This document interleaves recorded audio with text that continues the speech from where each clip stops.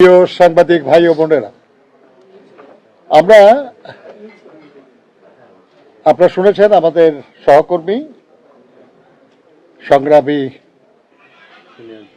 ছাত্র নেতা, স্বেচ্ছাসেবক নেতা এবং জননেতা অ্যাডভোকেট রুহুল কবির রিজভী আহমেদের কাছ থেকে যে আমরা প্রধান নির্বাচন কমিশনার, দুইজন নির্বাচন কমিশনার এবং নির্বাচন কমিশনের সিনিয়র সচিব মহোদয়ের সঙ্গে আমাদের একটা প্রতিনিধি দল আমরা কথা বলেছি এবং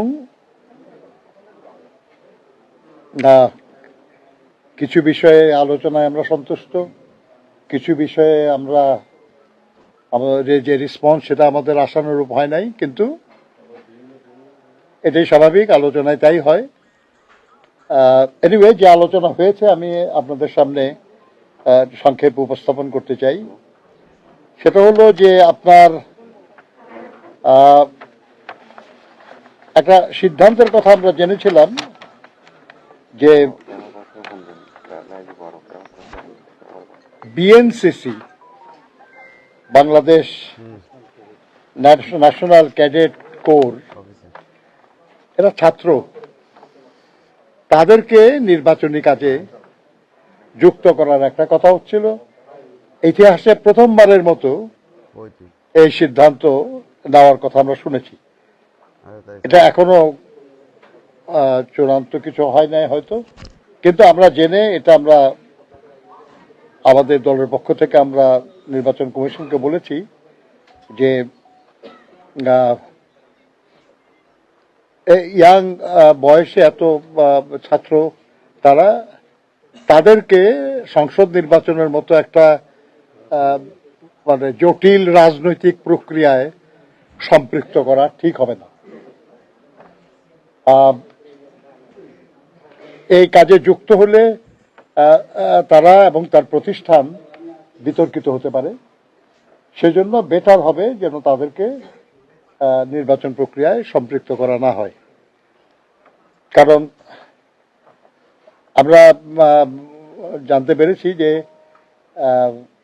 এটা যদি করা যায় আর কি, তাহলে এরপরে বলা হবে স্কাউটদেরকে এ কাজে নিযুক্ত করা হোক। এর কতদিন পরে আবার হয়তো বলা হবে আর কি যে গার্লস গাইডকে যুক্ত করা হোক। তা আমরা মনে করি সেটা হলো আইন শৃঙ্খলা রক্ষাকারী বলে আইনে যাদেরকে উল্লেখ আছে, তাদেরকেই নির্বাচনের কাজে রাখা উচিত। তারা আমাদের কথার যৌক্তিকতা স্বীকার করেছেন এবং এ ব্যাপারে তারা আলোচনা করবেন এবং করে সিদ্ধান্ত নেবেন। আমরা এটাও জানতে পেরেছি যে নির্বাচনের দিন বা নির্বাচনে বিভিন্ন নির্বাচনী এলাকায় শান্তি শৃঙ্খলা রক্ষার নামে একটা করে শান্তি কমিটি নাকি গঠন করা হবে। আলোচনা শুনেছি আমরা আর কি। এক নম্বর তো শান্তি কমিটির শব্দটাই আমাদের কাছে খুব অপ্রিয় শব্দ, যদিও আমরা শান্তিবাদী মানুষ। নির্বাচন কমিশন বলেছেন এ সম্পর্কে তাদের কিছু জানা নাই, তারা এই ধরনের কোনো কমিটি করার ব্যাপারে কোনো সিদ্ধান্ত নেন নাই।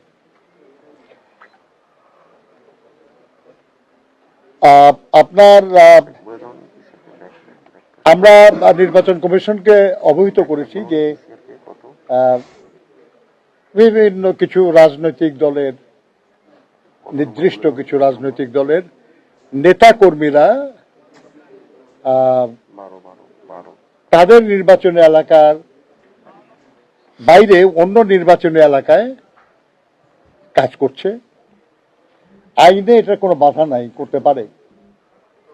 তবে তারা যেহেতু সেই এলাকার স্থানীয় নন, সবাই তাদেরকে চেনে না, অতএব তারা যেন নির্বাচনের সময় বা নির্বাচনের 2 দিন আগে তারা যেন সে এলাকার থেকে চলে যায়, তারা যেন না থাকে সেখানে, এবং সেখানে থেকে নির্বাচনী কর্মকাণ্ডে বিশৃঙ্খলার কোনো সুযোগ না নেয় সেজন্য আমরা অনুরোধ জানিয়েছি। এবং এটা স্বাভাবিক একটা প্রক্রিয়া যে নির্বাচনী কর্মকাণ্ড যখন বন্ধ হয়ে যায় তারপরে আর সেখানে যারা ভোটার না এমন কারো থাকা স্বাভাবিক না, উচিত না। তারা এই ব্যাপারে ব্যবস্থা নেবেন বলেছেন।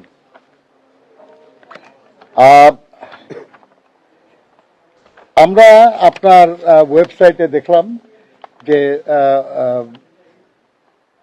প্রায় 55,000-এরও বেশি স্থানীয় নির্বাচনী পর্যবেক্ষক অনুমতি দিয়েছে নির্বাচন কমিশন, এবং বেশ কিছু প্রতিষ্ঠান আছে যাদের খুব বেশি পরিচিত না, কিন্তু তাদের নামে অনেক পর্যবেক্ষক আমরা দেখেছি আর কি।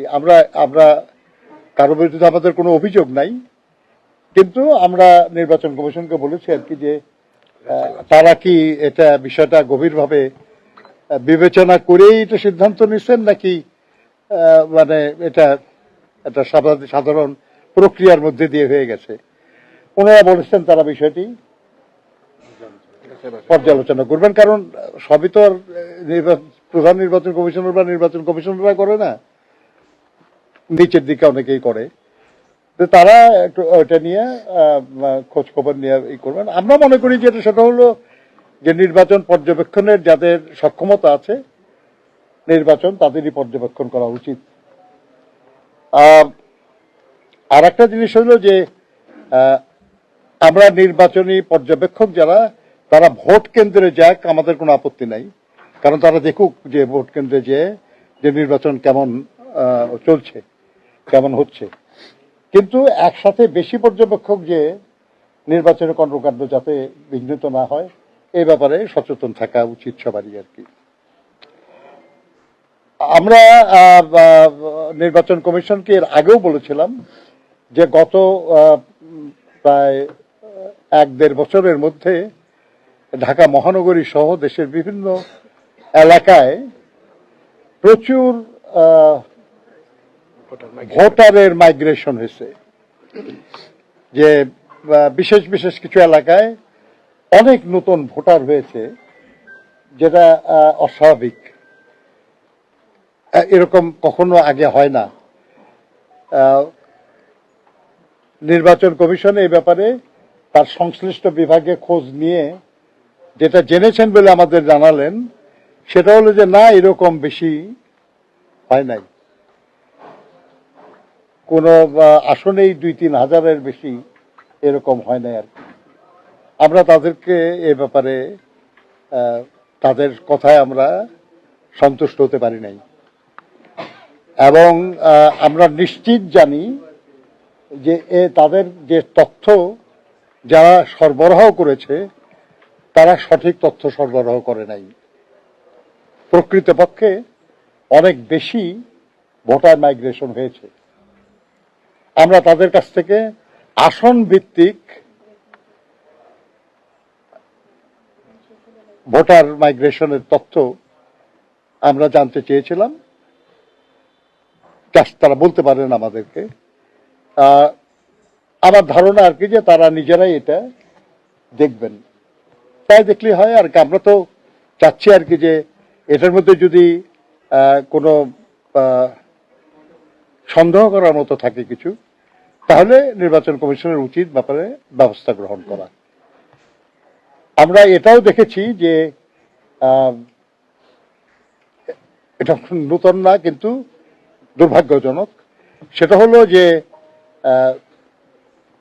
এমন হোল্ডিং নাম্বার যেখানে 4-5 জনের লোক বেশি বসবাসই করেন না কখনো, সেখানে 20-30 জন ভোটার হওয়ার অভিযোগ এসছে আমাদের কাছে। তারা তদন্ত করার কথা বলেছেন, তারা করবেন, স্পেসিফিক আমরা করব। হয়তো হোল্ডিং নাম্বারই নাই, কিন্তু কিছু হয়তো ভোটার সেখানে, এগুলেন কিছু মন্দ লোকরা করছে। আপনারা জানেন যে কিছু লোক ভোটার আইডি, বিকাশ নাম্বার এগুলেন নিয়ে কিছু কেলেঙ্কারি করেছে। তারাই সম্ভবত এই ধরনের ভুয়া ভোটার বা ভোটার মাইগ্রেশনের এই ঘটনার সঙ্গে জড়িত। আমরা মনে করি যে এই ব্যাপারে নির্বাচন কমিশনের ভূমিকা যথাযথ হওয়া দরকার, যাতে অবাধ, সুষ্ঠু, নিরপেক্ষ যে নির্বাচনের জন্য আমরা প্রায় 1.5 যুগ লড়াই করেছি এবং গত 24শে জুলাই আগস্টেও আমাদের বহু সাথী, আমাদের সন্তানরা জীবন দিয়েছেন, সেরকম একটা অবাধ, সুষ্ঠু, নিরপেক্ষ নির্বাচন, শান্তিপূর্ণ নির্বাচনের ক্ষেত্র প্রস্তুত করার জন্য যে কোনো রকম ষড়যন্ত্রের বিরুদ্ধে নির্বাচন কমিশনের তার আইনানুগ সাংবিধানিক যে ভূমিকা সেটা যেন তারা পালন করেন। প্রিয় সাংবাদিক বন্ধুগণ,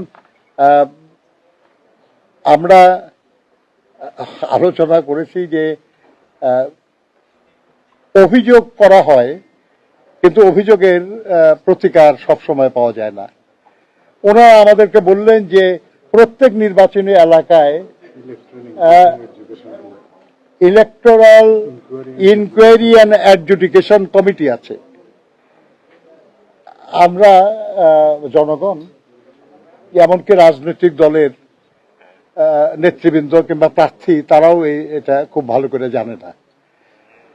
আমরা নির্বাচন কমিশনকে বলেছি যে আপনার সংশ্লিষ্ট কর্তৃপক্ষের সঙ্গে কথা বলুন যে এই কমিটির যেন দৃশ্যমান হয়, এই কমিটি যেন তারা যে এই দায়িত্ব পালন করছেন এটা যেন জনগণ জানে, এটা যেন নির্দিষ্ট এলাকার যারা প্রতিদ্বন্দ্বী তারা যেন জানে, যাতে করে তারা কোনো অভিযোগ থাকলে তাদের কাছে করতে পারে। ওরা বলেছেন এই ব্যাপারে তারা আলোচনা করে দেখবেন।